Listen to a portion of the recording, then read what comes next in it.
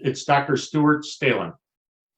He's an emeritus professor of history at NYU, whose field of specialization is the diplomatic history of Europe in the 19th and 20th centuries and the development of modern European state in the 19th and 20th centuries. He's the author of Weimar and the Vatican, 1919 to 1933, German-Vatican diplomatic relations in the interwar years. That's available on Amazon, and I'll have a link to it down below. He also wrote a paper entitled Germany and a Proposed Vatican State of 1915 and 1917. And I discovered that paper while I was researching our recent video here on this channel regarding urban legend about St. Pope Pius X murder. One thing I didn't ask, some of the viewers will know I had an aborted attempt to interview a couple of weeks ago. And one thing I didn't do up front was another qualification of yours that makes you an expert is that you spent some time in the archives of Germany. Can you tell me a little about that? Well, let's have to go back a little bit. That the archives of the Foreign Office are considered the most secret of all the archives, internal history, anything else, and they keep it that way.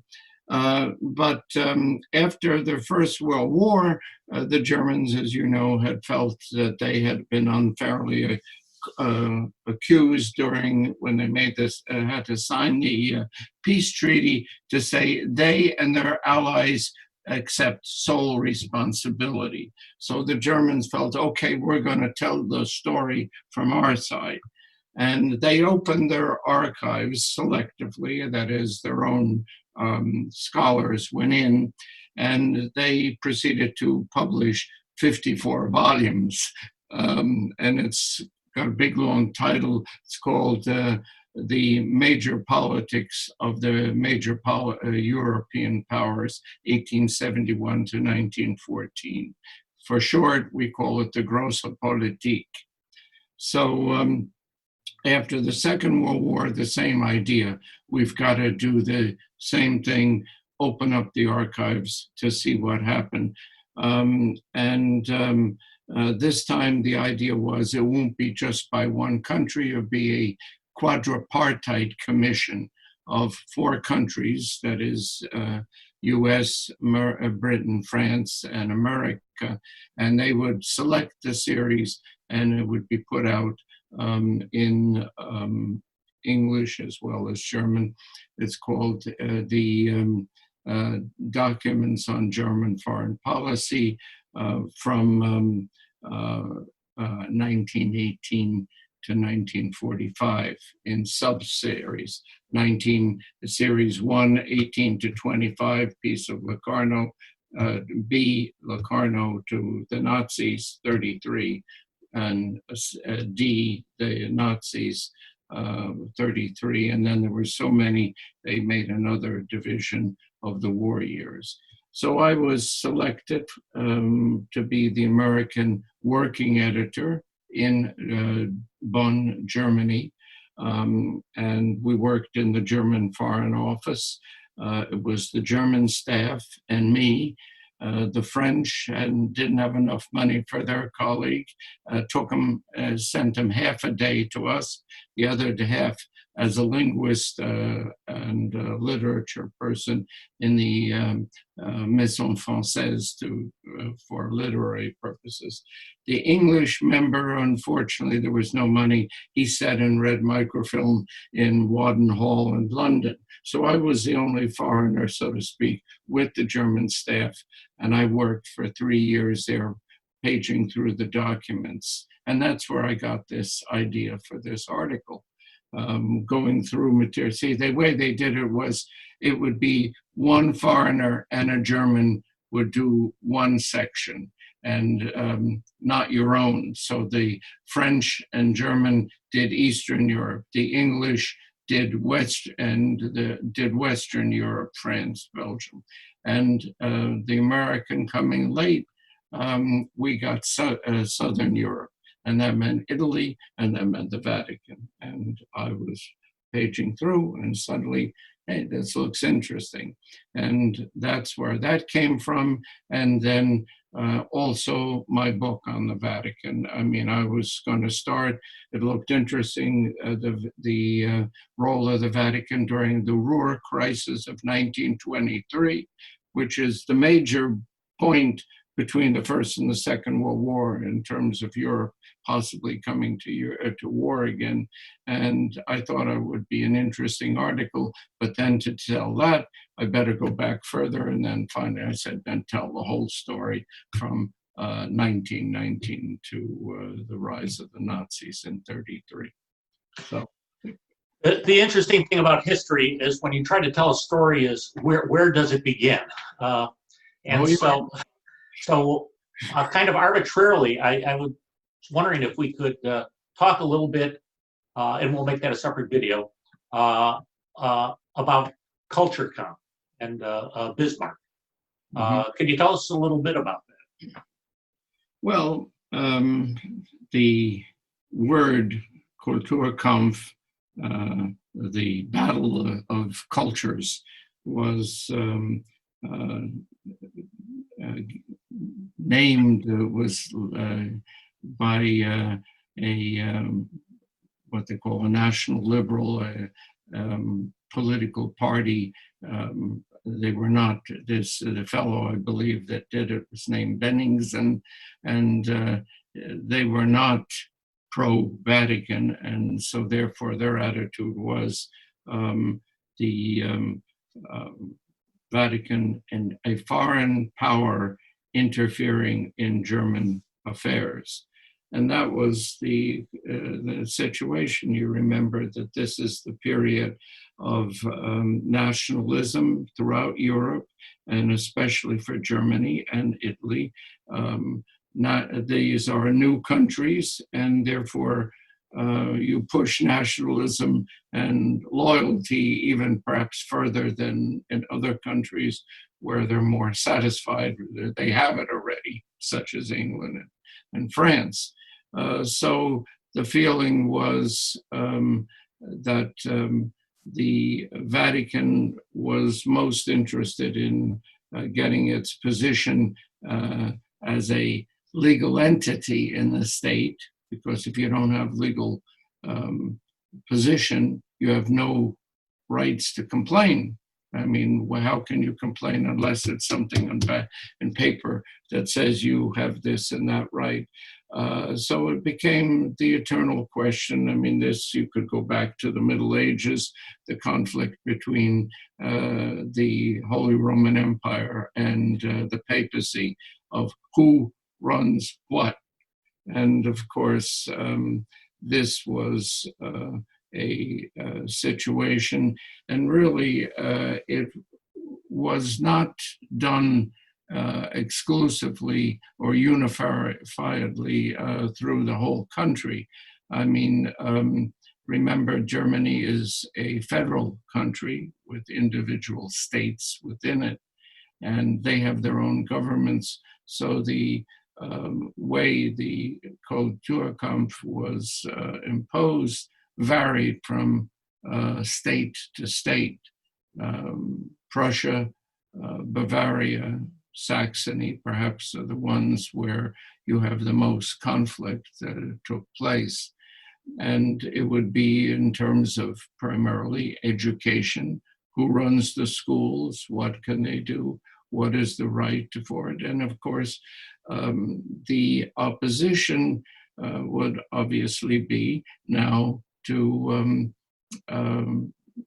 fight it politically. And of course, that meant the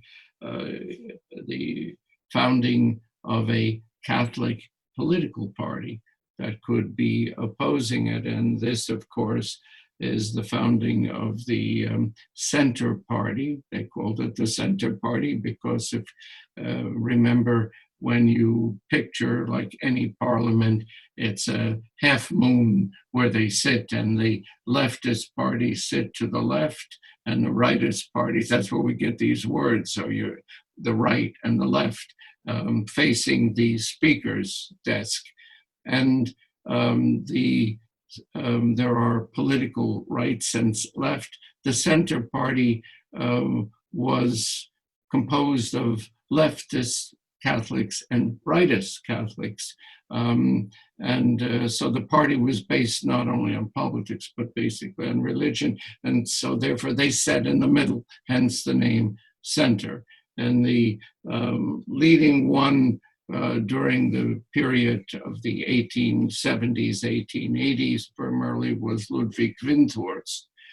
He was the head of the party, he was a very good orator, and of course caused problems to Bismarck. And Bismarck used to semi-jokingly said, "I have two people mainly in my life. I have my wife to love and Windthorst to hate." Of course, so during that time, this was a tug of war between both sides in terms of getting something done. And little by little, Bismarck didn't win. I mean, the people were, what should we say, antagonistic many times to the government, and little by little it got quietly, little by little, weakened to the point that it wasn't significant by the 1890s. And of course, Vatican policy was continually to seek for some kind of legal status within the state. And you do that by a treaty. We call them treaties between secular powers. When you have a treaty with the Vatican, it's called a concordat, concord, peace. That was the hope during the period that it could be. You see, Bismarck and, of course, the others afterwards worked on two levels. I mean, the idea was that is for the Catholic viewpoint, to win rights for the church within internal affairs. And at the same time, from the government's viewpoint, if we look at the diplomatic side, especially starting in the 1880s with the Triple Alliance between Italy and Germany and Austria-Hungary, then you have another factor, and that is Germany doesn't always want to show itself, especially, remember, from the Protestant or rightist parties in the country that don't want to be, or they're not particularly favorable to the Vatican. And of course, from international policy, this is also a question. You don't want to get too friendly with the Vatican and hence cause problems with your ally, Italy. And of course that it becomes a very complicated situation. What were the objectionable policies of Kulturkampf? There was opposition. The state would say this and this has to be done. The church would say, no, that's not the way it was done. Then there's another question too, and that is generally the state would pay the salaries of the clergy many times, and that had to be worked out how much. And of course, you can see from the state's viewpoint, this could be a tool to force your own policies per se. There's some kind of remnant of that, I believe, nowadays in Germany, where support of the church is paid through the government via taxes. Is that correct? Yes. I mean, the tithe, the amount that is paid, well, the taxes in Germany are paid a different way. Everything goes to the federal government, and then that is divided back to the states, as opposed to here we have state taxes and federal taxes. And today, one of your income taxes is to pay for the church. And unless you specifically opt out, and you can do that, and many people do that. But you have a choice then, if you're in, to designate to what religious body your money should go to. Say it's a small group. Some of the on this channel would be interested, like in a smaller SSPX. There's probably many small Protestants. You still have the option. I mean, like there'd be hundreds and hundreds of these options. I know, but in Germany, you don't have as many as in this country. I mean, we have, you can, as the joke goes, even God in his infinite wisdom doesn't know all the different groups that are out there. But in Germany, there are basically, I mean, you have your evangelicals, you have your Reformed, you have your Catholics as the basic groups. Then you have some Baptists and some others. I would say, not just offhand, there may not be more than 10. And if you opt out, then you can take your money and give it to some group on your own. I'll be back again soon with the next part of my interview with Dr. Stehlin, but in the meantime, please pray for the church.